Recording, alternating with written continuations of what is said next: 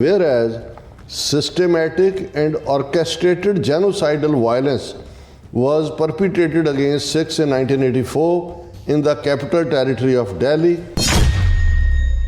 Whereas during the Sikh Genocide, Sikhs were assaulted, tortured, burned alive and murdered, and Sikh women, many of whom lost their families during the genocide, were sexually assaulted and raped by groups of attackers. Whereas Sikh homes, businesses, gurdwaras or houses of worship were looted, damaged and destroyed during the genocide, causing the intentional destruction of many Sikh families. Whereas in 1984, over 30,000 Sikhs were murdered. Whereas the widow colony in New Delhi still houses Sikh women who were assaulted, raped, tortured and forced to witness the dismemberment, burning and murder of their families, and who are still calling for justice against the perpetrators. Whereas recognizing the state-sponsored violence that targeted Sikhs across India is an important and historic step towards justice, accountability and reconciliation, which should be an example to other governments. Commemorate the Sikh Genocide of 1984 through official recognition and remembrance. Call for all perpetrators, regardless of rank or status, to be brought to account. Reject efforts to enlist, engage, or otherwise associate the United States government with denial of the Sikh genocide. Introducing a bipartisan US Congress resolution recognizing the 1984 Sikh genocide, an important step towards justice and accountability. It's an acknowledgement that the international community is listening, and it reinforces our collective resolve to ensure that the horrors of 1984 are neither ignored nor repeated. NATO ਦੇ mister ਗੁੰਥਰ ਫੈਲਿੰਗਰ ਜਾਨ ਉਹਨਾਂ ਨੇ ਅੱਜ comment ਕਰਕੇ ਕਿਹਾ ਕਿ I endorse the Sikh nation's drive for independence to break away from genocidal BRICS India.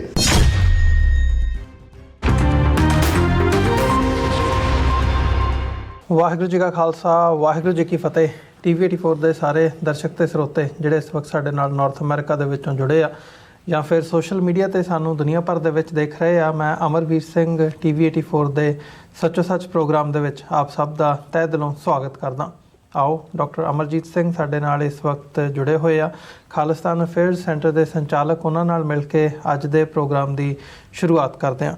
Doctor ਸਾਹਿਬ ਸਵਾਗਤ ਹੈ ਜੀ ਤੁਹਾਡਾ। ਵਾਹਿਗੁਰੂ ਜੀ ਕਾ ਖਾਲਸਾ ਵਾਹਿਗੁਰੂ ਜੀ ਕੀ ਫਤਿਹ ਜੀ। ਹਾਂਜੀ ਅਮਰਵੀਰ ਸਿੰਘ ਜੀ, ਤੁਹਾਨੂੰ ਵੀ ਤੇ ਦੁਨੀਆ ਭਰ 'ਚ ਬੈਠੇ ਸਾਡੇ ਬਹੁਤ ਹੀ ਪਿਆਰੇ ਸੋਹਣੇ ਸਿਆਣੇ TV84 ਦੇ ਵਿਊਅਰਸ ਨੂੰ ਵੀ ਵਾਹਿਗੁਰੂ ਜੀ ਕਾ ਖਾਲਸਾ ਵਾਹਿਗੁਰੂ ਜੀ ਕੀ ਫਤਿਹ।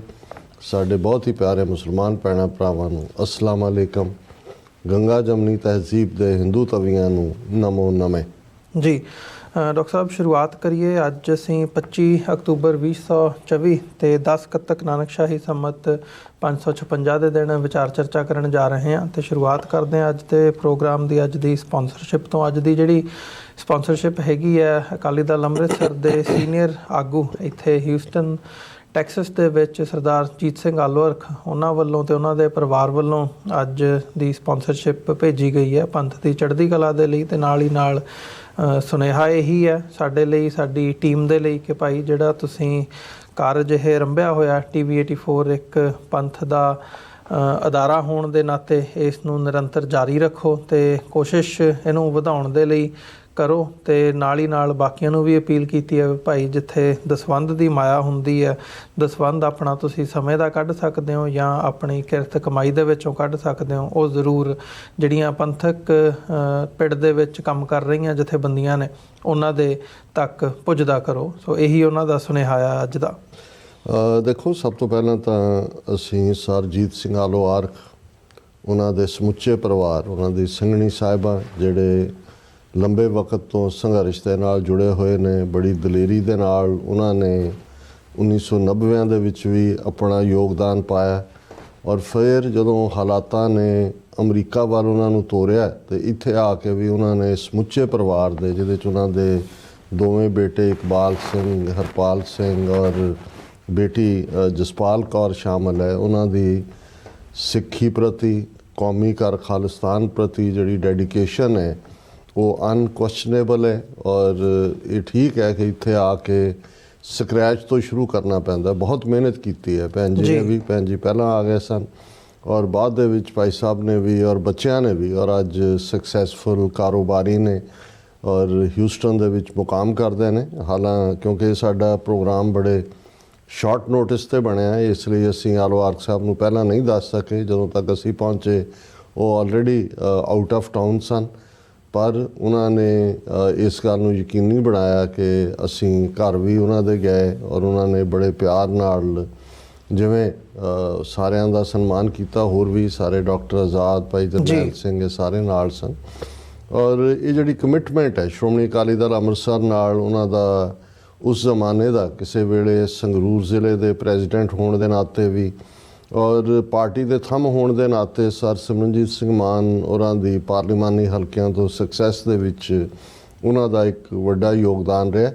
ਬਾਹਰ ਆ ਕੇ ਵੀ ਉਹ ਇੱਕ ਕੜੀ ਵਾਂਗ ਨੇ। ਦੇਖੋ, ਜਥੇਬੰਦੀਆਂ ਦੇ ਵਿੱਚ ਵਕਤਨ ਬਾ ਵਕਤਨ ਮਤਭੇਦ ਵੀ ਹੁੰਦੇ ਨੇ। ਕੁਛ ਜਿਹੜੇ ਲੋਕ ਨੇ ਉਹ ਬਹੁਤ ਤਿੱਖੇ ਤਿਉਰਾਂ ਦੇ ਨਾਲ ਕੌੜਾਪਨ ਦਿਖਾ ਕੇ ਭੰਡਣ ਤੱਕ ਵੀ ਜਾਂਦੇ ਨੇ, ਪਰ ਹਰ ਜਥੇਬੰਦੀ 'ਚ ਕੁਛ ਐਸੇ ਚਿਹਰੇ ਹੁੰਦੇ ਨੇ ਜਿਹੜੇ ਇੱਕ ਕੜੀ ਵਾਂਗ ਹੁੰਦੇ ਨੇ, ਲਿੰਕ ਵਾਂਗ ਹੁੰਦੇ ਨੇ। ਉਹ ਕਿਸੇ ਵੀ ਬਿਟਰ ਸਿਚੁਏਸ਼ਨ 'ਚ ਵੀ ਬਿਟਰ ਨਹੀਂ ਹੁੰਦੇ।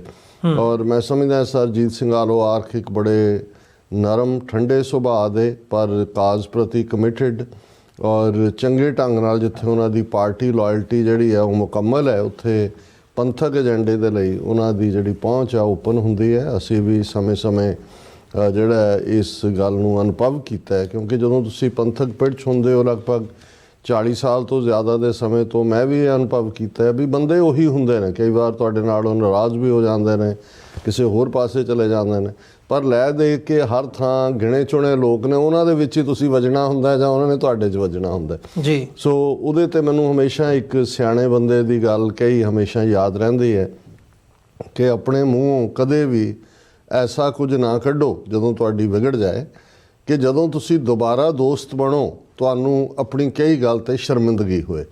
ਸੋ ਇਸ ਕਿਸਮ ਦਾ ਜਿਹੜਾ ਸਾਂਝ ਵਾਲਾ ਵਰਤਾਰਾ ਹੈ, ਇਸ ਪੱਖੋਂ ਵੀ ਸਰ ਅਜੀਤ ਸਿੰਘ ਆਰਕ ਬਹੁਤ ਹੀ ਆਰਟੀਕੂਲੇਟ ਨੇ। ਔਰ ਅਸੀਂ ਪਿਛਲੇ ਸਮੇਂ 'ਚ ਉਹਨਾਂ ਦੇ ਕੁਝ ਹੈਲਥ ਇਸ਼ੂ ਸਨ, ਪਰ ਇਹਦੇ ਬਾਵਜੂਦ ਉਹਨਾਂ ਦੀ ਪੰਥ ਪ੍ਰਤੀ ਕਮਿਟਮੈਂਟ ਮੁਕੰਮਲ ਰਹੀ। ਔਰ ਹੁਣ ਅਸੀਂ ਆਸ ਵੀ ਕਰਦੇ ਹਾਂ, ਬੇਸ਼ੱਕ ਉਹਨਾਂ ਨਾਲ ਹਿਊਸਟਨ ਮੁਲਾਕਾਤ ਨਹੀਂ ਹੋ ਸਕੀ, ਪਰ ਗੁਰੂ ਗ੍ਰੰਥ ਸਾਹਿਬ ਗੁਰਗੱਦੀ ਦਿਵਸ ਦੇ ਨਗਰ ਕੀਰਤਨ ਦੇ ਸਬੰਧ 'ਚ ਯੂਬਾ ਸਿਟੀ ਉਹਨਾਂ ਨੇ ਵੀ ਆਉਣਾ ਹੈ। ਔਰ ਸ਼੍ਰੋਮਣੀ ਅਕਾਲੀ ਦਲ ਅੰਮ੍ਰਿਤਸਰ ਵੱਲੋਂ ਜਿਹੜੀ ਇੱਕ ਕਾਨਫਰੰਸ ਰੱਖੀ ਹੈ ਉਹਦੇ ਵਿੱਚ ਸਾਨੂੰ ਵੀ ਸੱਦਾ ਦਿੱਤਾ ਗਿਆ ਔਰ ਉਹਨਾਂ ਦੇ ਨਾਲ ਸਾਡੀ ਮੁਲਾਕਾਤ ਵੀ ਹੋਏਗੀ।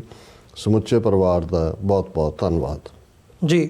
ਡਾਕਟਰ ਸਾਹਿਬ, ਹੁਣ ਸਾਡੇ ਅੱਜ ਦੇ ਪਹਿਲੇ ਟੌਪਿਕ ਵੱਲ ਆਈਏ। ਜਦੋਂ ਅਸੀਂ 84 ਤੋਂ ਬਾਅਦ ਦੀ ਸਾਰੇ ਸਿੱਖ ਸੰਘਰਸ਼ ਨੂੰ ਦੇਖਦੇ ਹਾਂ ਅਤੇ ਇਹਦੇ ਵਿੱਚ ਹੁਣ ਖਾਸ ਤੌਰ 'ਤੇ ਜੇ ਪਿਛਲੇ ਦਹਾਕੇ ਦਾ ਟਾਈਮ ਪੀਰੀਅਡ ਦੇਖਣਾ ਹੋਵੇ ਤਾਂ ਇਹਦੇ ਵਿੱਚ ਬਹੁਤ ਐਮਫੇਸਾਈਜ਼ ਰਿਹਾ ਆ ਵੀ 1984 ਦੇ ਵਿੱਚ ਜਿਹੜੀ ਨਸਲਕੁਸ਼ੀ ਹੋਈ ਹੈ ਇਹਨੂੰ ਨਸਲਕੁਸ਼ੀ ਵਜੋਂ ਹੀ ਦੇਖਿਆ ਜਾਵੇ। ਇੱਕ ਪਰਸਪੈਕਟਿਵ ਦੀ ਗੱਲ ਹੈ ਜਾਂ ਇਹ ਕਹਿ ਲਓ ਵੀ ਨੈਰੇਟਿਵ ਬਿਲਡਿੰਗ ਦੀ ਗੱਲ ਹੈਗੀ ਹੈ। ਜਿਵੇਂ 84 ਦੇ ਵਿੱਚ ਜਾਂ 84 ਤੋਂ ਬਾਅਦ ਇਹਨੂੰ ਉੱਥੇ ਵੀ ਮੀਡੀਆ ਦੇ ਵਿੱਚ ਦੰਗੇ ਕਹਿ ਕੇ ਪ੍ਰਚਾਰਿਆ ਗਿਆ, ਪਰ ਦੰਗੇ ਮਤਲਬ ਦੰਗਿਆਂ ਦੀ ਜਿਹੜੀ ਡੈਫੀਨੇਸ਼ਨ ਅਸੀਂ ਦੇਖਦੇ ਹਾਂ ਉਹ ਉਸ ਹਿਸਾਬ ਨਾਲ ਨਹੀਂ ਬਣਦੀ ਹੈਗੀ ਜਿਸ ਹਿਸਾਬ ਨਾਲ ਇਹ ਇੱਕ ਪਲੈਨਡ ਤਰੀਕੇ ਨਾਲ ਜੈਨੋਸਾਈਡ ਸਿੱਖਾਂ ਦੀ ਕੀਤੀ ਗਈ ਹੈ 84 ਤੋਂ ਬਾਅਦ। ਸੋ ਉਹ ਰੈਕਗਨੀਸ਼ਨ ਨੂੰ ਸਟੈਪ ਬਾਏ ਸਟੈਪ ਅੱਗੇ ਵਧਦਿਆਂ ਅਸੀਂ ਦੇਖਿਆ।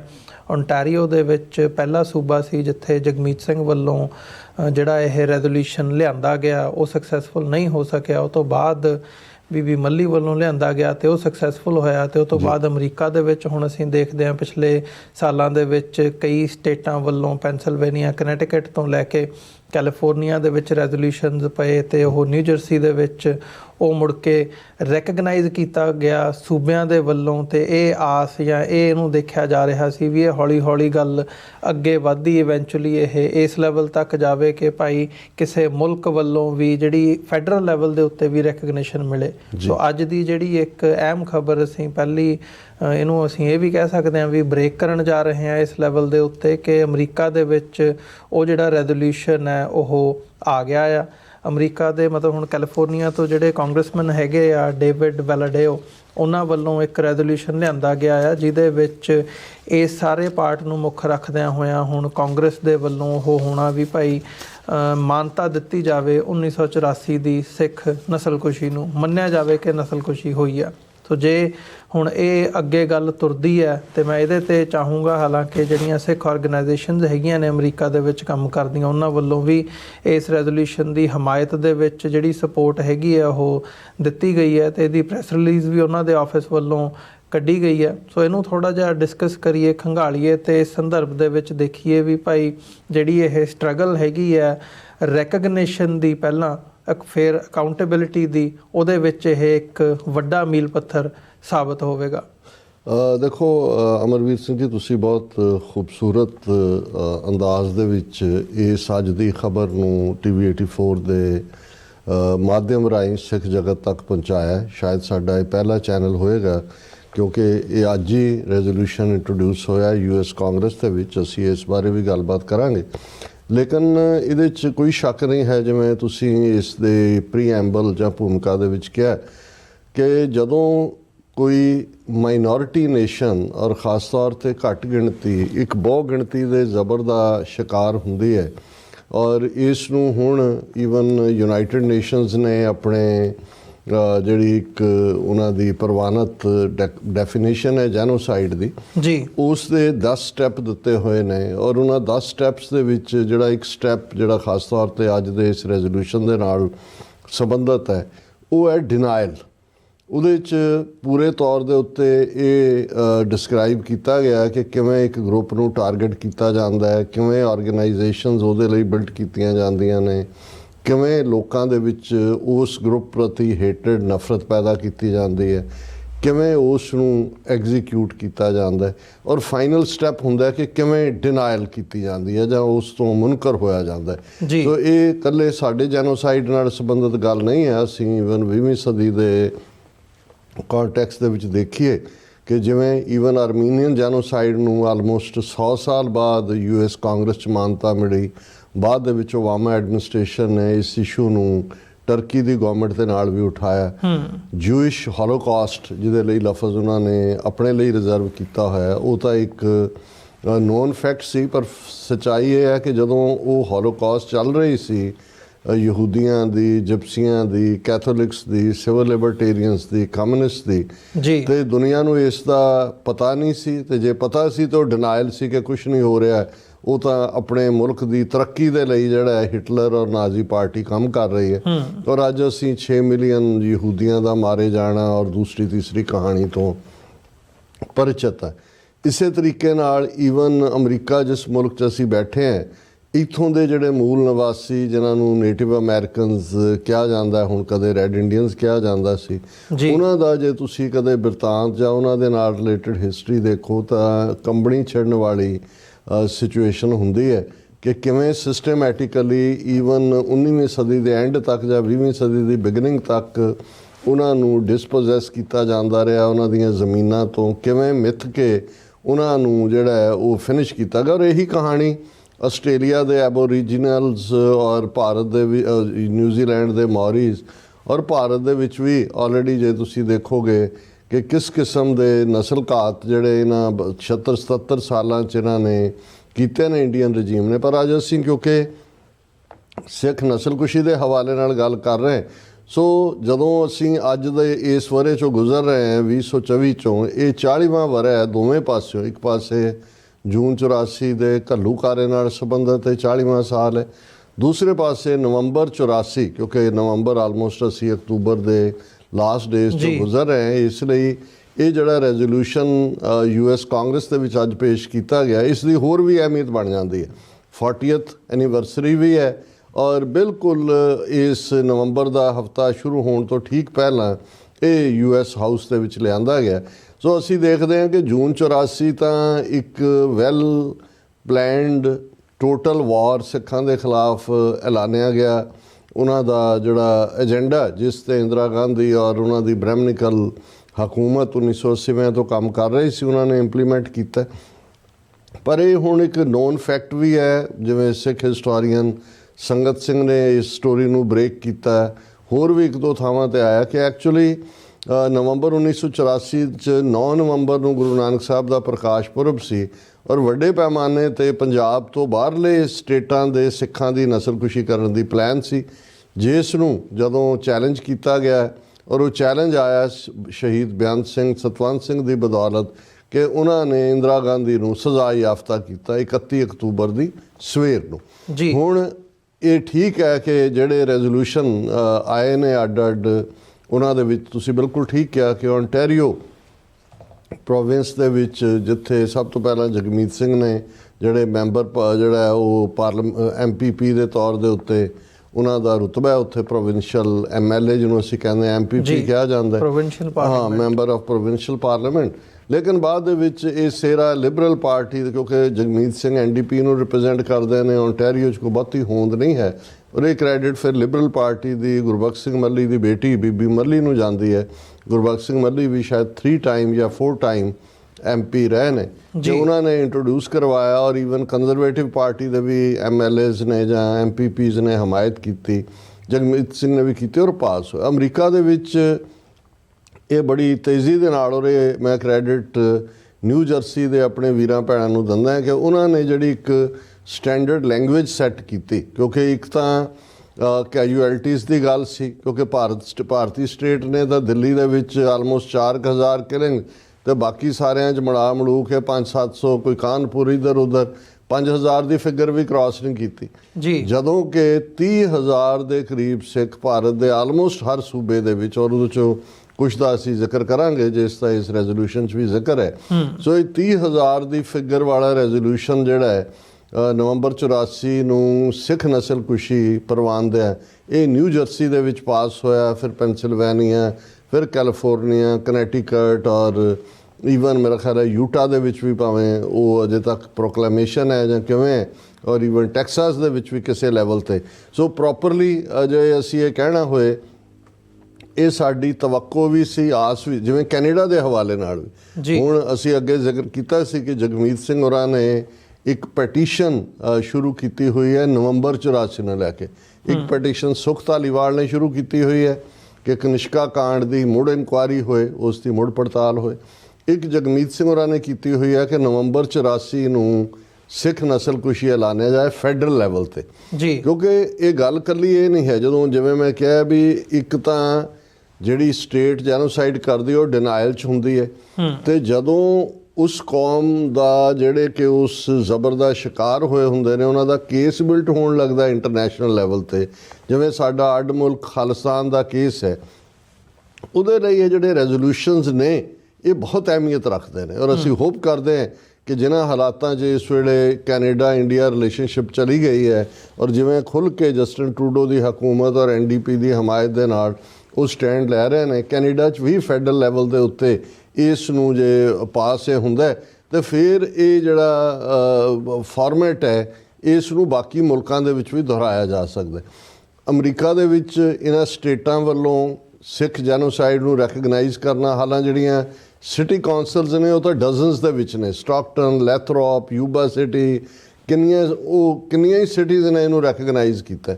ਪਰ ਸਟੇਟ ਲੈਜਿਸਲੇਚਰ ਤੋਂ ਬਾਅਦ ਸਾਡੀ ਕੋਸ਼ਿਸ਼ ਵੀ ਔਰ ਸਾਡੀ ਚਾਹਨਾ ਵੀ ਇਹ ਸੀ ਕਿ ਇਸ ਨੂੰ ਫੈਡਰਲ ਲੈਵਲ ਦੇ ਉੱਤੇ ਇਸ ਰੈਜ਼ੋਲੂਸ਼ਨ ਨੂੰ ਲਿਆਂਦਾ ਜਾਏ, ਕਿਉਂਕਿ ਇਹ ਗੱਲ ਮੈਂ ਸਪਸ਼ਟ ਕਰਦੇ ਹਾਂ ਕਿ ਰੈਜ਼ੋਲੂਸ਼ਨ ਇੰਟਰੋਡਿਊਸ ਹੋਣ ਅਤੇ ਪਾਸ ਹੋਣ 'ਚ ਬੜੀ ਲੰਬੀ ਘਾਟੀ ਹੁੰਦੀ ਹੈ, ਇਹ ਸੌਖਾ ਨਹੀਂ ਹੁੰਦਾ।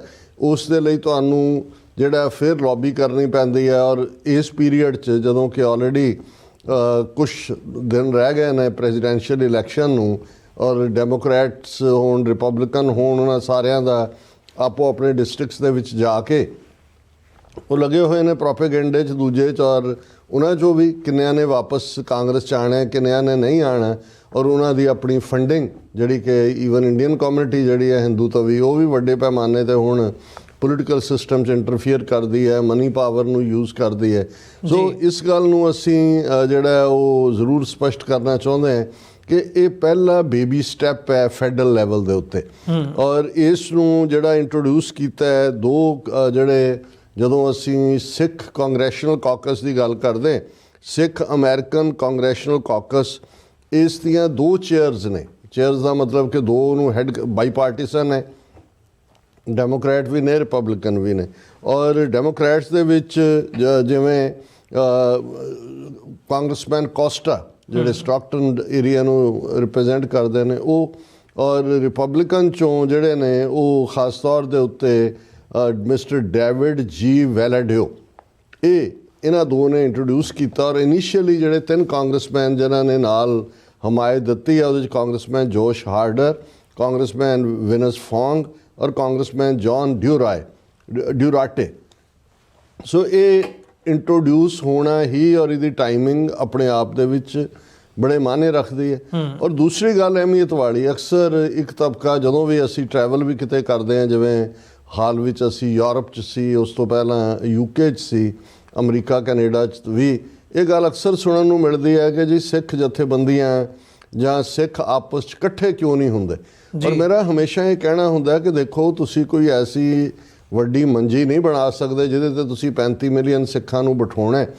ਹਾਂ, ਅਸੀਂ ਇੰਨੀ ਅੰਡਰਸਟੈਂਡਿੰਗ ਪੈਦਾ ਕਰ ਲਈਏ ਕਿ ਆਪੋ ਆਪਣੀਆਂ ਭਾਵੇਂ ਮਿਸਲਾਂ ਦੇ ਝੰਡਿਆਂ ਵਾਂਗ ਝੰਡੇ ਵੀ ਅੱਡ ਹੋਣ, ਆਪੋ ਆਪਣੇ ਫੀਲਡਸ ਦੇ ਵਿੱਚ ਜੋ ਕੰਮ ਕਰਦਾ ਉਹ ਕਰਦਾ ਰਹੇ, ਲੇਕਿਨ ਜਿਹੜੇ ਸਾਡੇ ਕਾਮਨ ਇੰਟਰਸਟ ਦੇ ਇਸ਼ੂ ਨੇ ਉਹਨਾਂ ਦੇ ਵਿੱਚ ਅਸੀਂ ਸਿਰ ਜੋੜ ਕੇ ਬੈਠੀ। ਔਰ ਮੈਂ ਸਮਝਦਾ ਵੀ ਇਸ ਰੈਜ਼ੋਲੂਸ਼ਨ ਦੇ ਇੰਟਰੋਡਿਊਸ ਹੋਣ ਤੋਂ ਪਹਿਲਾਂ ਖਾਸ ਤੌਰ 'ਤੇ ਜਿਹੜਾ ਕਾਂਗਰਸਮੈਨ ਵੈਲਾਡਿਓ ਦੇ ਦਫ਼ਤਰ ਵੱਲੋਂ ਪ੍ਰੈਸ ਰਿਲੀਜ਼ ਜਾਰੀ ਕੀਤੀ ਗਈ, ਉਸ ਨੇ ਸਾਨੂੰ ਬੜੀ ਸਟਰੈਂਥ ਦਿੱਤੀ ਹੈ, ਕਿਉਂਕਿ ਜਿੰਨੀਆਂ ਹਿਊਮਨ ਰਾਈਟਸ, ਪੋਲੀਟੀਕਲ ਔਰ ਹਿਊਮਨ ਡਿਵੈਲਪਮੈਂਟ ਨਾਲ ਸੰਬੰਧਿਤ ਪ੍ਰੋਮੀਨੈਂਟ ਆਰਗੇਨਾਈਜੇਸ਼ਨਸ ਨੇ, ਹਾਲਾਂਕਿ ਇਹ ਨਹੀਂ ਹੈ ਵੀ ਸਾਰੀਆਂ ਇਹਦੇ 'ਚ ਆ ਗਈਆਂ, ਬਹੁਤ ਸਾਰੀਆਂ ਨਹੀਂ ਨੇ, ਲੇਕਿਨ ਜਿਹੜਾ ਨੇ ਆਪਣੀ ਪਛਾਣ ਵੀ ਬਣਾਈ ਹੈ ਔਰ ਜਿਹੜੀਆਂ ਵਿਦਿਨ US ਕਾਂਗਰਸ ਲੌਬੀ ਦੇ ਲਿਹਾਜ਼ ਨਾਲ ਮੈਟਰ ਕਰਦੀਆਂ ਨੇ, ਉਹਨਾਂ ਨੇ ਇਸ ਰੈਜ਼ੋਲੂਸ਼ਨ ਨੂੰ ਫੁੱਲੀ ਬੈਕ ਕੀਤਾ।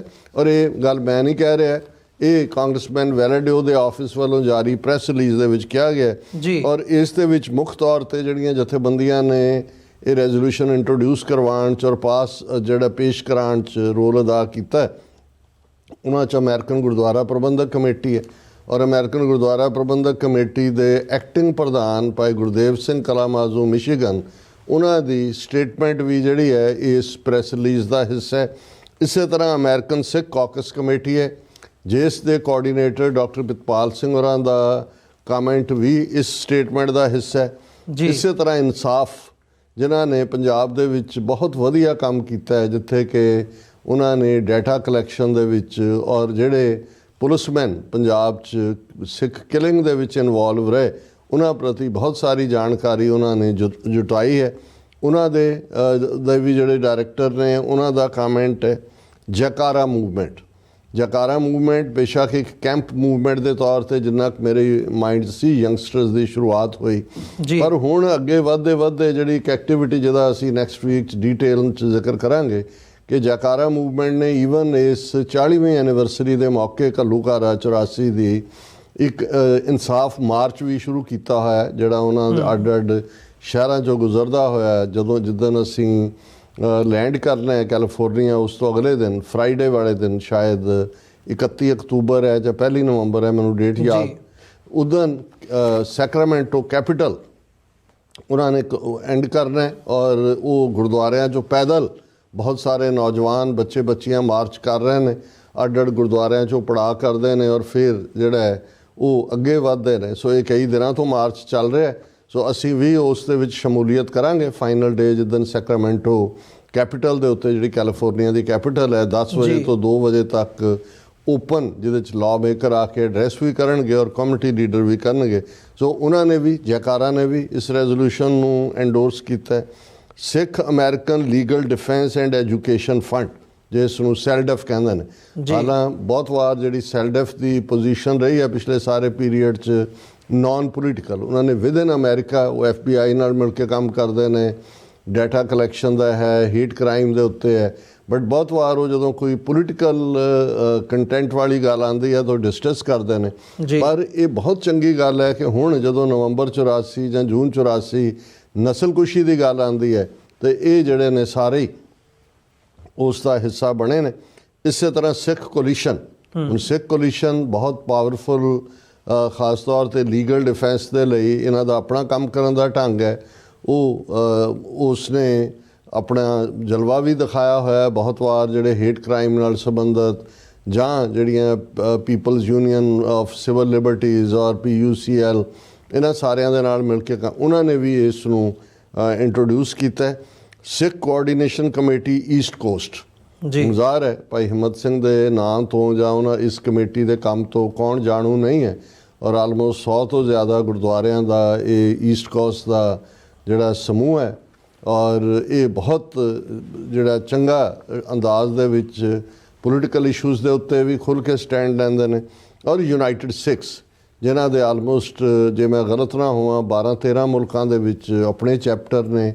ਯੂਨਾਈਟਿਡ ਨੇਸ਼ਨਸ ਦੀ ਰੈਕਗਨਾਈਜ਼ਡ NGO ਹੈ ਇੰਟਰਨੈਸ਼ਨਲ ਲੈਵਲ ਦੇ ਉੱਤੇ। ਈਵਨ ਅਸੀਂ ਜੇ ਯੂਕਰੇਨ ਦੀ ਜਦੋਂ ਗੱਲ ਕਰਦੇ ਹਾਂ ਤਾਂ ਈਵਨ ਉਹਨਾਂ ਦੇ ਲਾਅ ਮੇਕਰਸ ਨੂੰ ਇੱਕੋ ਹੀ, ਸਿੱਖਾਂ ਦੀ ਜਦੋਂ ਗੱਲ ਹੁੰਦੀ ਤਾਂ ਉਹਨਾਂ ਨੂੰ ਯੂਨਾਈਟਿਡ ਸਿੱਖਸ ਦਾ ਹੀ ਪਤਾ ਹੈ ਹੁਣ ਵੀ, ਜਿੱਥੇ ਸਾਊਥ ਅਮਰੀਕਾ 'ਚ ਜਾਂ ਜਿੱਥੇ ਵੀ ਕੋਈ ਟਾਈਫੂਨ ਜਾਂ ਕੋਈ ਇਸ ਕਿਸਮ ਦੀ ਕੁਦਰਤੀ ਵਿਪਦਾ ਆਉਂਦੀ ਹੈ, ਸਭ ਤੋਂ ਪਹਿਲਾਂ ਹੁੰਦੇ ਨੇ। ਔਰ ਕਿਉਂਕਿ ਇਹਨਾਂ ਦਾ ਵੀ ਅੱਡ-ਅੱਡ ਇਹਨਾਂ ਦਾ ਲੀਗਲ ਵਿੰਗ ਵੀ ਹੈ, ਹਿਊਮਨ ਰਾਈਟਸ ਐਡਵੋਕੇਸੀ ਵੀ ਹੈ, ਔਰ ਯੂਨਾਈਟਿਡ ਸਿੱਖਸ ਨੇ ਵੀ ਇਸ ਸਾਰੇ ਨੂੰ ਜਿਹੜਾ ਉਹ ਇੰਟਰੋਡਿਊਸ ਕੀਤਾ ਹੈ। ਔਰ ਜਿਵੇਂ ਮੈਂ ਕਿਹਾ ਵੀ ਇਹਦੇ ਬਾਰੇ ਅੱਡ-ਅੱਡ ਜਥੇਬੰਦੀਆਂ ਦੇ ਜਿਹੜੇ ਨੁਮਾਇੰਦੇ ਨੇ, ਜਿਵੇਂ ਸੁਖਮਨ ਧਾਮੀ, ਕੋ ਡਾਇਰੈਕਟਰ ਇਨਸਾਫ, ਉਹਨਾਂ ਨੇ ਇਸ ਦੇ ਉੱਤੇ ਆਪਣਾ ਕਮੈਂਟ ਕੀਤਾ ਹੈ। ਨੈਨਦੀਪ ਸਿੰਘ ਜਿਹੜੇ ਐਗਜ਼ੀਕਟਿਵ ਡਾਇਰੈਕਟਰ ਨੇ ਜੈਕਾਰਾ ਮੂਵਮੈਂਟ ਦੇ, ਉਹਨਾਂ ਨੇ ਇਸ ਦੇ ਉੱਤੇ ਆਪਣਾ ਕਮੈਂਟ ਕੀਤਾ ਹੈ। ਕਿਰਨ ਕੌਰ ਗਿੱਲ ਐਗਜ਼ੀਕਟਿਵ ਡਾਇਰੈਕਟਰ ਨੇ Sikh American legal defense and education fund SELDF ਦੇ, ਉਹਨਾਂ ਨੇ ਕਮੈਂਟ ਕੀਤਾ ਹੈ। ਇਸੇ ਤਰ੍ਹਾਂ ਹਰਮਨ ਸਿੰਘ ਐਗਜ਼ੀਕਟਿਵ ਡਾਇਰੈਕਟਰ ਨੇ ਸਿੱਖ ਕੋਲੀਸ਼ਨ ਦੇ, ਉਹਨਾਂ ਨੇ ਰੈਜ਼ੋਲੂਸ਼ਨ ਨੂੰ ਐਂਡੋਰਸ ਕੀਤਾ ਹੈ।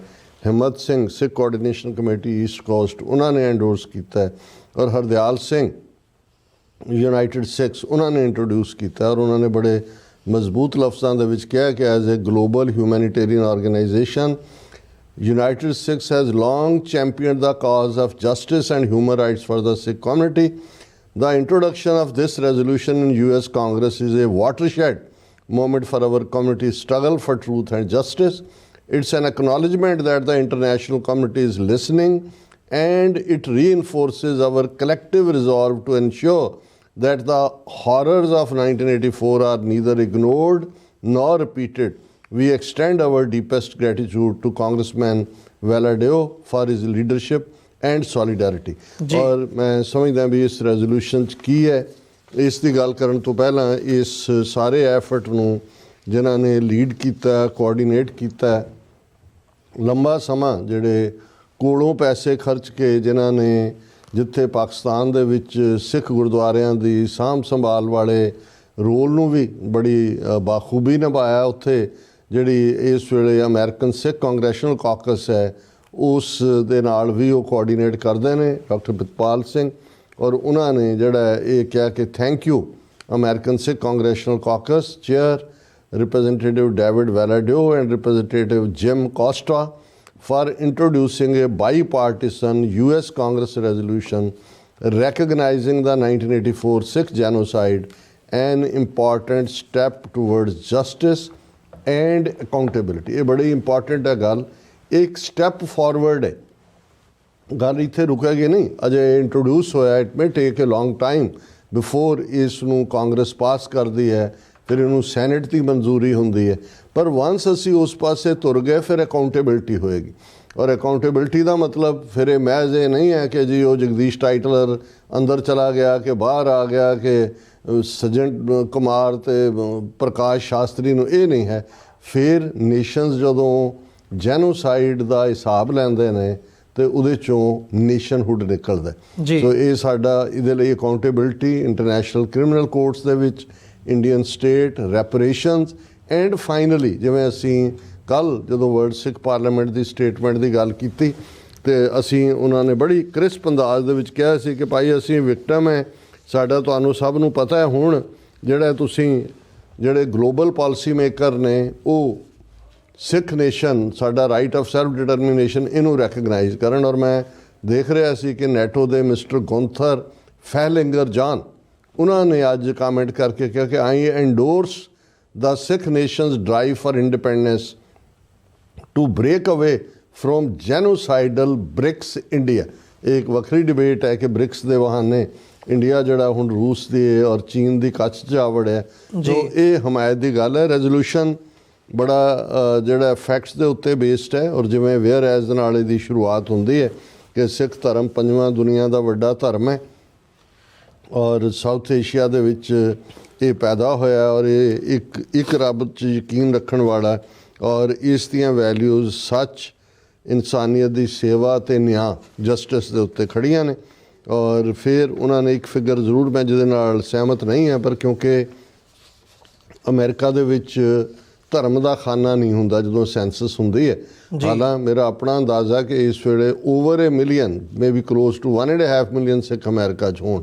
ਲੇਕਿਨ ਕਿਉਂਕਿ ਇੱਕ ਫਿਗਰ ਉਹ ਆਪਣੇ ਢੰਗ ਨਾਲ ਉਹਨਾਂ ਨੇ 5 ਲੱਖ ਓਵਰ 500,000, ਸੋ ਤੁਸੀਂ 5 ਲੱਖ ਤੋਂ 10 ਲੱਖ ਤੱਕ ਲਿਜਾ ਸਕਦੇ ਹੋ।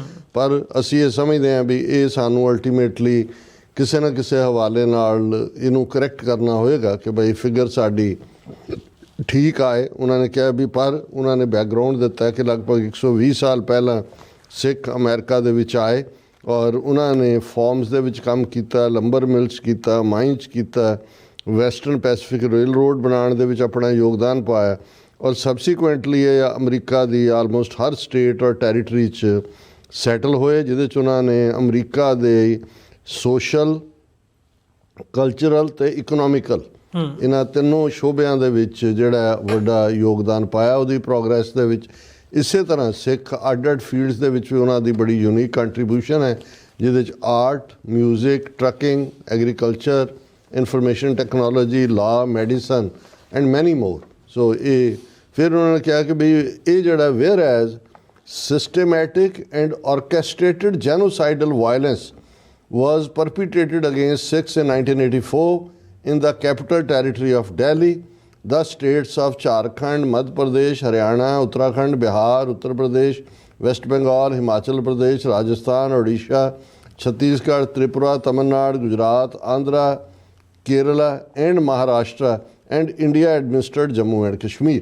ਸੋ ਇਹਦੇ ਥੱਲੇ ਆਲਮੋਸਟ ਭਾਰਤ ਦੀਆਂ ਮੈਜੋਰਿਟੀ ਸਟੇਟਸ ਜਿਹੜੀਆਂ ਨੇ ਮੈਜੋਰਿਟੀ ਕਮਿਊਨਿਟੀ ਵਾਲੀਆਂ ਉਹ ਕਵਰ ਹੋਈਆਂ ਕਿ ਭਾਈ ਕਿਵੇਂ ਉਹਨਾਂ ਨੇ ਔਰ ਲਫ਼ਜ਼ ਉਹਨਾਂ ਨੇ ਵਰਤੇ ਨੇ ਸਿਸਟੇਮੈਟਿਕ ਐਂਡ ਔਰਕੈਸਟ੍ਰੇਟਡ ਜੈਨੋਸਾਈਡ। ਔਰਕੈਸਟ੍ਰੇਟਡ ਹੈ, ਪਬਲਿਕ ਫੁੱਲ ਗਲੇਅਰ 'ਚ ਔਰ ਕੈਮਰੇ ਉਹਨੂੰ ਕਵਰ ਕਰ ਰਹੇ ਨੇ, ਧਮਕੀਆਂ ਦਿੱਤੀਆਂ ਜਾ ਰਹੀਆਂ ਨੇ, ਘਰਾਂ ਨੂੰ ਅੱਗਾਂ ਲਾਈਆਂ ਜਾ ਰਹੀਆਂ ਨੇ, ਗਲੀਆਂ ਚੌਰਾਹਿਆਂ ਦੇ ਵਿੱਚ ਮਾਸ ਰੇਪ ਕੀਤੇ ਜਾ ਰਹੇ ਨੇ।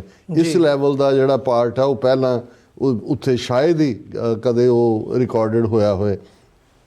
Wear as during the Sikh genocide Sikhs were assaulted, tortured, burned alive and murdered, and Sikh women, many of whom lost their families during the genocide, were sexually assaulted and raped by groups of attackers। ਇਹ already ਅਸੀਂ ਦੇਖ ਹੀ ਰਹੇ। ਫਿਰ ਉਹਨਾਂ ਨੇ ਕਿਹਾ ਵੀ whereas Sikh homes, businesses, gurdwaras or houses of worship were looted, damaged and destroyed during the genocide, causing the intentional destruction of many Sikh families, communities, homes and businesses। ਫਿਰ ਉਹਨਾਂ ਨੇ ਕਿਹਾ ਵੀ ਇਕੱਲਾ ਇਹੀ ਨਹੀਂ ਕਿ whereas the Indian government through officials and members of parliament and with the support of the police and other state institutions led genocidal attacks and participated in and failed to intervene to prevent the genocide। ਉਹਨਾਂ ਨੇ mastermind ਹੀ ਉਹਨਾਂ ਨੇ ਕੀਤਾ। ਔਰ ਜਿਹੜਾ ਇਹ important line ਹੈ, wear as in 1984 over 30,000 Sikhs were murdered। ਇਹ ਬਹੁਤ ਇੰਪੋਰਟੈਂਟ ਹੈ। ਔਰ ਜਿੱਥੇ ਵੀ ਬਾਕੀ ਮੁਲਕਾਂ 'ਚ, ਹਾਲਾਂਕਿ ਯੂਕੇ ਦੇ ਵਿੱਚ ਵੀ ਸਲੋ ਪ੍ਰੋਸੈਸ ਸ਼ੁਰੂ ਹੋਈ ਹੈ, ਸ਼ਾਇਦ ਡਰਬੀ ਪਹਿਲਾ ਸ਼ਹਿਰ ਬਣਿਆ ਯੂਕੇ ਦਾ ਜਿਨ੍ਹਾਂ ਨੇ ਇਹਨੂੰ ਸਿੱਖ ਜੈਨੋਸਾਈਡ ਯੂਨੈਨਿਮਸ ਰੈਜ਼ੋਲੂਸ਼ਨ 'ਚ ਕੀਤਾ। ਸੋ ਇਹ ਸਾਨੂੰ ਜਿੱਥੇ ਜਿੱਥੇ ਵੀ ਸਿੱਖ ਪੋਲੀਟੀਕਲੀ ਐਕਟਿਵ ਨੇ, ਕੌਂਸਲ ਲੈਵਲ 'ਤੇ, ਫਿਰ ਸਟੇਟ ਲੈਵਲ 'ਤੇ, ਫਿਰ ਫੈਡਰਲ ਲੈਵਲ 'ਤੇ ਇਸ ਪਾਸੇ ਵੱਲ ਆਉਣਾ ਚਾਹੀਦਾ। ਫਿਰ whereas the widow colony in New Delhi still houses Sikh women who were assaulted, raped, tortured and forced to witness the dismemberment, burning and murder of their families, and who are still calling for justice against the perpetrators। ਇੱਥੇ ਤਾਂ film ਵੀ ਸਾਹਮਣੇ ਆਈ ਹੈ ਔਰ ਇਹ ਸਾਡੇ ਲਈ ਬਹੁਤ ਸ਼ਰਮ ਦੀ ਗੱਲ ਹੈ ਜਦੋਂ ਮੈਂ ਲਫ਼ਜ਼ ਵਿਡੋ ਕਾਲੋਨੀ ਕਹਿੰਦਾ। ਇਹ ਦੁਨੀਆ ਦੀ ਹਿਸਟਰੀ 'ਚ ਸ਼ਾਇਦ ਹੀ ਕਿਤੇ ਹੋਏ ਕਿ ਮਾਰਨ ਵਾਲਿਆਂ ਜਿਨ੍ਹਾਂ ਨੇ ਜੈਨੋਸਾਈਡ ਕੀਤਾ ਉਹਨਾਂ ਨੇ ਸਾਨੂੰ ਪੱਕਾ ਹੀ ਦਿਖਾਉਣ ਦੇ ਲਈ ਦੇਖ ਲਓ ਤੁਹਾਡੀ ਔਕਾਤ ਕੀ ਹੈ। ਵਿਡੋ ਕਾਲੋਨੀ ਦੇ ਨਾਂ ਥੱਲੇ ਉਹਨਾਂ ਸਾਰੀਆਂ ਹਜ਼ਾਰਾਂ ਵਿਧਵਾਵਾਂ ਨੂੰ ਜਿਹੜਾ ਉਹ ਹਿਊਮਿਲੇਟ ਅਜੇ ਵੀ ਉਹਨਾਂ ਦੀ ਜਿਹੜੀ ਲਾਈਫ ਹੈ ਉਹ ਸਾਰੇ ਗਮ 'ਚ ਹੀ ਹੈ। Whereas the Sikh community in the United States has not recovered from the physical and psychological trauma of genocide as they keep alive the memory of those who were killed and will never forget the Sikh genocide। ਜ਼ਾਹਰ ਹੈ ਇੱਕ ਵੱਡਾ ਹਿੱਸਾ ਉਹ ਤਾਂ ਇੱਥੇ ਆ ਕੇ ਪੀੜਤ ਹੈ, ਸਿਆਸੀ ਪੀੜਤ ਹੈ, ਸ਼ਰਨ ਲਈ ਹੈ, ਔਰ ਇੱਥੇ ਜਿਹੜੇ ਪਹਿਲਾਂ ਤੋਂ ਵੀ ਰਹਿ ਰਹੇ ਸੀ, ਨਹੀਂ ਵੀ ਪੰਜਾਬ ਗਏ ਸੀ, ਉਹਨਾਂ ਦਾ ਕਿਸੇ ਦਾ ਕੋਈ ਰਿਸ਼ਤੇਦਾਰ ਐਸਾ ਨਹੀਂ ਹੋਏਗਾ ਜਿਹੜਾ ਉਹ ਜੂਨ 84 ਹੋਏ ਜਾਂ ਨਵੰਬਰ 84 ਹੋਏ ਜਾਂ ਇਹ ਸਾਰਾ 84 ਤੋਂ 95 ਤੱਕ ਜਿਹੜੀ ਲਗਾਤਾਰਤਾ ਨਾਲ ਇੱਕ ਪੂਰੀ ਨਸਲ ਮਾਰ ਮੁਕਾਈ ਉਹਦਾ ਜਿਹੜਾ ਉਹ ਪੀੜਤ ਨਾ ਹੋਏ। ਸੋ ਇਹ ਕਲੈਕਟਿਵ ਟਰਾਮਾ ਹੈ, ਇਹ ਇਕੱਲਾ ਟਰਾਂਸਜਨਰੇਸ਼ਨਲ ਟਰਾਮਾ ਹੀ ਨਹੀਂ ਹੈ ਜਾਂ ਇੰਟਰ ਜਨਰੇਸ਼ਨਲ ਟਰਾਮਾ ਹੀ ਨਹੀਂ ਹੈ, ਇਹ ਕਮਿਊਨਿਟੀ ਦੇ ਲਈ ਬਹੁਤ ਵੱਡਾ। ਔਰ ਅਖੀਰ 'ਚ ਉਹਨਾਂ ਨੇ ਕਿਹਾ whereas recognizing the state-sponsored violence that targeted Sikhs across India is an important and historic step towards justice, accountability and reconciliation, which should be an example to other governments कि भाई अमरीकन कांग्रेस ये पास करके बाकी जाबर हुकूमतां नूं ये मैसेज दे कि भाई तुसीं escape नहीं कर सकते, accountability होएगी, justice होएगा और अल्टीमेटली जी रिकनसीलेशन होएगी। और तीन नुकते जिहदे ते उन्होंने उन्होंने रिजॉल्व किया है। Resolve that is the sense of the House of Representatives that it is the policy of the United States के अमरीका मैसेज आ रहा है कि number 1 commemorate the Sikh genocide of 1984 through official recognition and remembrance कि भी असी इस हवाले नाल ਇਸ ਨੂੰ ਰੈਕਗਨਾਈਜ਼ ਕਰਕੇ ਰਿਮੈਂਬਰ ਕਰਨ ਦਾ ਐਦ ਕਰਦੇ ਹਾਂ। Number 2 call for all perpetrators regardless of rank or status to be brought to account ਕਿ 40 ਸਾਲ ਬੀਤਣ ਬਾਅਦ ਵੀ ਜਸਟਿਸ ਨਹੀਂ ਮਿਲਿਆ, ਉਹ ਕਿੱਡੇ ਵੱਡੇ ਅਹੁਦਿਆਂ 'ਤੇ ਹੋਣ, ਭਾਵੇਂ ਉਹ ਕਬਰਾਂ 'ਚ ਵੀ ਦੱਬੇ ਗਿਆ ਹੋਣ, ਸਮਾਧੀਆਂ ਬਣਾਈਆਂ ਹੋਣ ਰਾਜੀਵ ਗਾਂਧੀ ਜਾਂ ਉਹਦੀ ਨਸਲ, ਉਹਨਾਂ ਨੂੰ ਵੀ ਬਾਹਰ ਕੱਢ ਕੇ ਜਿਹੜਾ ਉਹ ਅਕਾਊਂਟੇਬਿਲਟੀ ਉਹਨਾਂ ਦਾ ਇਹ ਮੇਰੀ ਵਰਜਨ ਹੈ ਕਿ ਅਲਟੀਮੇਟਲੀ ਜਦੋਂ ਇਨਸਾਫ ਲੈ ਜਾਂਦੇ ਨੇ ਉਹ ਇਵੇਂ ਲੈ ਜਾਂਦੇ ਨੇ। ਪਰ ਇਹਨਾਂ ਨੇ ਵੀ ਕਿਹਾ ਕਿ ਵੀ ਕੋਈ ਵੱਡਾ ਕਿ ਛੋਟਾ ਰਿਗਾਰਡਲੈਸ ਉਹ ਬ੍ਰੌਟ ਟੂ ਅਕਾਊਂਟ ਹੋਏ। ਔਰ ਥਰਡ ਜਿਹੜਾ ਬਹੁਤ ਇੰਪੋਰਟੈਂਟ ਹੈ, ਰਿਜੈਕਟ ਐਫਰਟਸ ਟੂ ਐਨਲਿਸਟ ਐਨਗੇਜ ਔਰ otherwise associate the United status government with denial of the Sikh genocide. ਇਹ ਕਿ ਉਹ ਸਾਰੇ ਯਤਨਾਂ ਨੂੰ ਰਿਜੈਕਟ ਕੀਤਾ ਜਾਏ ਜਿਹਦੇ 'ਚ ਕਿ ਅਮਰੀਕਾ ਦੇ ਉੱਤੇ ਦਬਾਅ ਹੋਏ ਕਿ ਜੀ ਉਹ ਸਿੱਖ ਜੈਨੋਸਾਈਡ ਨੂੰ ਰੈਕਗਨਾਈਜ਼ ਨਾ ਕਰੇ। ਸੋ ਇਹ ਇੱਕ ਬੜਾ ਇੰਪੋਰਟੈਂਟ ਨੁਕਤਾ ਹੈ ਕਿਉਂਕਿ ਆਲਰੇਡੀ ਦੋਨੋਂ ਹਾਊਸਿਸ ਦੇ ਵਿੱਚ ਟਰਾਂਸਨੈਸ਼ਨਲ ਰਿਪਰੈਸ਼ਨ ਦੇ ਲੈਜਿਸਲੇਸ਼ਨ ਪਏ ਨੇ ਔਰ ਜੋ ਵਰਤਾਰਾ ਚੱਲ ਰਿਹਾ ਹੈ, ਜਿਵੇਂ ਅਮਰੀਕਾ ਨੇ ਅਕਾਊਂਟੇਬਿਲਟੀ ਮੰਗੀ ਹੈ, ਜੋ ਅਮਰੀਕਾ ਦੇ ਵਿੱਚ Gurpatwant Pannu murder plot file ਹੋਇਆ, ਐਰਿਕ ਗਾਰਸੈਟ ਅਮਰੀਕਨ ਐਂਬੈਸਡਰ ਨੇ ਬੀਤੇ ਕੱਲ੍ਹ ਹੀ ਟਾਈਮਜ਼ ਆਫ ਇੰਡੀਆ ਨੂੰ ਦਿੱਤਾ ਇੰਟਰਵਿਊ 'ਚ ਕਿਹਾ ਕਿ ਵੀ ਇਹ ਐਵੇਂ ਕਿਵੇਂ ਦੀ ਗੱਲ ਨਹੀਂ ਹੈ, ਇਹ ਕਹਿ ਕੇ ਨਹੀਂ ਸਰਨਾ ਕਿ ਅਸੀਂ ਮੁੜ ਕੇ ਨਹੀਂ ਕਰਾਂਗੇ, ਇਹਦਾ ਹਿਸਾਬ ਕਿਤਾਬ ਹੋਏਗਾ ਔਰ ਇਹ ਬਹੁਤ ਕੁਛ ਐਟ ਸਟੇਕ ਹੈ। ਉਹਨਾਂ ਨੇ ਕਿਹਾ ਕਿ ਇੰਡੀਆ ਔਰ ਅਮਰੀਕਾ ਦੇ ਰਿਲੇਸ਼ਨ। ਸੋ ਇਸ ਸਾਰੇ ਮਾਹੌਲ ਵਾਤਾਵਰਣ ਦੇ ਵਿੱਚ ਅਸੀਂ ਮੁਬਾਰਕਬਾਦ ਦਿੰਦੇ ਹਾਂ US ਕਾਂਗਰੈਸ਼ਨਲ ਸਿੱਖ ਕਾਕਸ ਨੂੰ, ਉਹਨਾਂ ਦੇ ਖਾਸ ਤੌਰ 'ਤੇ Sikh caucus committee, doctor Pritpal Singh, ਉਹਨਾਂ ਦੀ ਸਮੁੱਚੀ ਟੀਮ, ਡਾਕਟਰ ਇਕਦਾਰ ਕਰਾਮਤ ਚੀਮਾ, ਜਿਹੜੇ ਇੰਟਰਨੈਸ਼ਨਲ ਪਲੇਟਫਾਰਮ UN ਦੇ ਵਿੱਚ ਖਾਸ ਤੌਰ 'ਤੇ ਜਿਹੜਾ ਜੈਨੋਸਾਈਡਲ ਪਾਰਟ ਦੇ ਨਾਲ ਸੰਬੰਧਿਤ ਹੋਣ ਕਰਕੇ ਗਾਈਡ ਵੀ ਕਰਦੇ ਨੇ ਸਾਨੂੰ ਸਭ ਨੂੰ। ਔਰ ਇਹਦੇ ਨਾਲ ਨਾਲ ਉਹਨਾਂ ਸਾਰਿਆਂ ਦਾ ਹੀ ਜਿਨ੍ਹਾਂ ਨੇ ਆਪਣੇ ਰਿਸਪੈਕਟਿਵ ਹਲਕਿਆਂ ਦੇ ਵਿੱਚ ਆਪਣੇ ਕਾਂਗਰਸਮੈਨ ਨੂੰ ਰਾਜ਼ੀ ਕੀਤਾ ਕਿ ਉਹ ਇਸ ਰੈਜ਼ੋਲੂਸ਼ਨ ਨੂੰ ਇੰਟਰੋਡਿਊਸ ਕਰਨ। ਬਾਈ ਪਾਰਟੀਸਨ ਰੈਜ਼ੋਲੂਸ਼ਨ ਹੈ। ਆਉਣ ਵਾਲੇ ਪੀਰੀਅਡ 'ਚ ਅਸੀਂ ਦੇਖਦੇ ਹਾਂ ਕਿ ਵੀ ਇਹ ਕਿਵੇਂ ਮੂਵ ਫਾਰਵਰਡ ਕਰਦਾ ਹੈ। ਸੋ ਸਭ ਨੂੰ ਇਸ ਦੀ ਮੁਬਾਰਕਬਾਦ। ਜੀ ਡਾਕਟਰ ਸਾਹਿਬ, ਬਿਲਕੁਲ। ਸੋ ਇਹਨਾਂ ਹੀ ਸ਼ਬਦਾਂ ਦੇ ਨਾਲ ਵਿਊਅਰਸ ਇੱਕ ਛੋਟੇ ਜਿਹੇ ਕਮਰਸ਼ੀਅਲ ਬ੍ਰੇਕ ਦੇ ਲਈ ਇੱਥੇ ਰੁਕਾਂਗੇ। ਬ੍ਰੇਕ ਤੋਂ ਬਾਅਦ ਗੱਲਬਾਤ ਨੂੰ ਅੱਗੇ ਤੋਰਦੇ ਹਾਂ।